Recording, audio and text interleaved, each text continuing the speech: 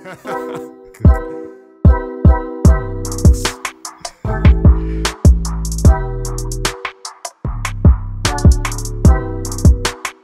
so this one is a YouTube video. It's 1 minute and 22 seconds, so I'll play the YouTube video and we will ask ourselves the hard questions after. A new traffic camera system has been installed at the traffic junctions from UWI intersection on the Churchill Roosevelt Highway to the Golden Grove intersection. Minister of Works and Transport Rohan Sinanan says the new system will help manage the flow of traffic in a much more efficient way. It also helps us with in terms of like security, because if something happens on the intersection, we are monitoring real time. We can have information at the traffic center where all the traffic lights will be monitored and synchronized and operating from one center in the very near future. The minister explains how the system works. So this manages the intersection in real time from an above camera. And the maintenance on this is significantly less than what was previously installed. Chief Traffic Engineer Dande Pickett says the system will eventually be monitoring every intersection in the country. Where we have major intersections, we'll be installing this. So most of the groundwork already is in.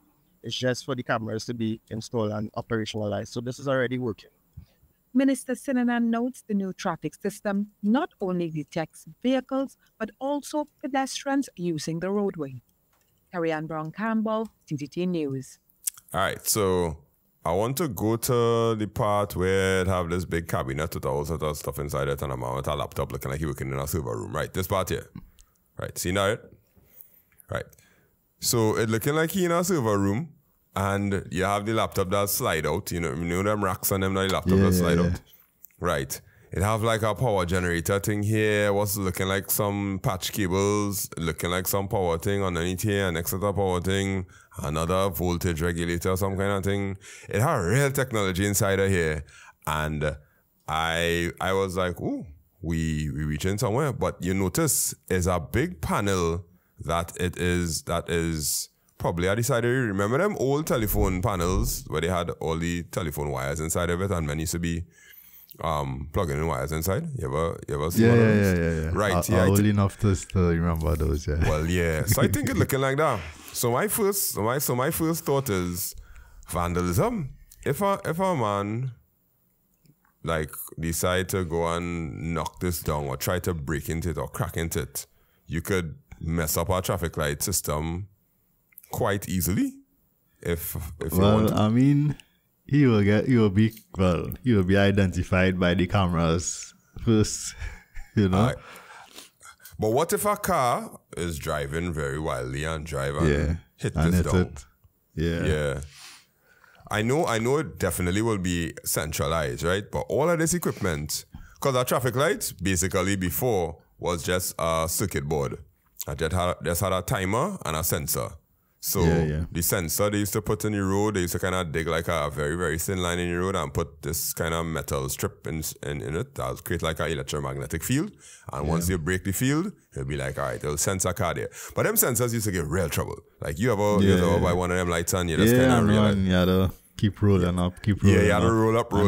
Changing and Yeah, that was tough. So that was a real simple system. This one is a lot more complex, which I'm glad for. I'm really glad for. However, let me talk about the actual operational efficiency of this thing. Like the claims that they made in terms of improving the traffic. Improving traffic, No. I mean, like I as you know, both of us probably pass where they install these cameras, regularly since they install them. I even saw while they were installing them, and I'll probably say I don't really notice much of a difference in terms of traffic and traffic flow and congestion and that kind of thing. What about you? Me, nothing. I haven't noticed a thing, and I don't think that it is a big change when it's rush hour, because here's what these cameras doing basically in a nutshell. You have this camera that is a 360 camera, and it just panning and scanning everything. I don't know if it's panning and scanning, but it could be just a 360 camera that could see all directions, right? And all it's looking for is, okay, it will have some sort of AI technology or some sort of vehicle recognition technology to be like, car. The major highway has 20 cars. The smaller road, the minor road has 5 cars. We should let the major highway go. And the major highway will go with the 20 cars. And then after a while, it must have some logic that'll be like, okay, if the minor road gets 10 cars, then stop the major highway. Some kind of logic like that would be taking place. However, our major highway doesn't have no 20 cars during rush hour. It's a line of cars. 400 cars could be on them lanes all the way down the road. So the logic of it, basically just gonna go back to our timer, which is, all right. Yeah, left. and I mean, if you look at, I sent you an article there, right? If you look at the article, you know, there was discussing, you know, in terms of, same thing, cameras at an intersection, you know, what's the benefits and stuff like that. And a lot of it seems to be, you know, rather than, a part of it is, the traffic congestion and looking at that issue, but a big part of it is, you know, monitoring stuff, surveillance, gathering data, you know, in order to make certain decisions. So, you know, as I see that, the first one is improve traffic flow. Second one is enhanced data gathering. I could see data gathering being important. Let me say they want to decide to put interchange in place. They could use this to gather the data to say, okay, this is the interchange that we should build first because here usually because has as I said, you know, the peak times and large amount of cars. Traffic crime prevention. Well, no. That's bad, right? If I go to the police and say, we had an accident by the intersection. I need the surveillance to carry to my insurance. What do I say? Will the police give me that? Or would the cameras be working? You know, there's always say the cameras not working. But this one seems like it's not the police controlling it. This is the Ministry of Works and Transport for sure. So let me give them the benefit of the doubt and say they have a operation center that is going to be able to pull this information. This could help people with their accident and insurance claims and even probably the fire department and thing. Yeah, and I mean, that's as if, as I say, you know, they're actually going to release that information. We don't know if it's, you know, you need some type of special grant or something. Because, like, for me, when I got in an accident, you know, the officer say, go and make a report. I went to make the report. And then somebody else told me, go and collect the report. And then when I went to the other station, I was like, nah, you can't get this report. All again is receipt.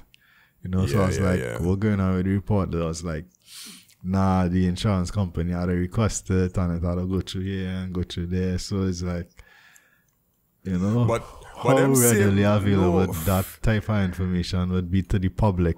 For the police if they're carrying out an investigation. Yeah, the same police will come by you and tell you that you have to give them your CCTV camera footage because they need it for an investigation, and you as a private citizen can't tell them no.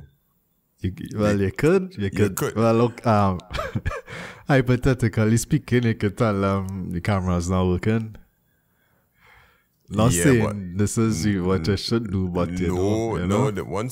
from what I know, once they demand it, you have to give it to them. No, if you tell them it's working, what are they gonna do?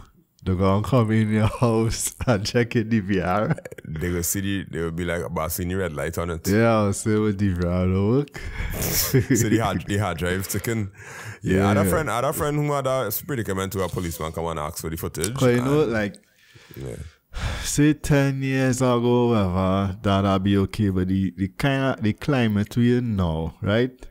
You know, if you give your footage for a certain crime and it lead to somebody getting arrested, you could kind of tell where the footage come from. Yep, the angle, correct. Yeah, and people could potentially victimize you basically. Yeah. Yep.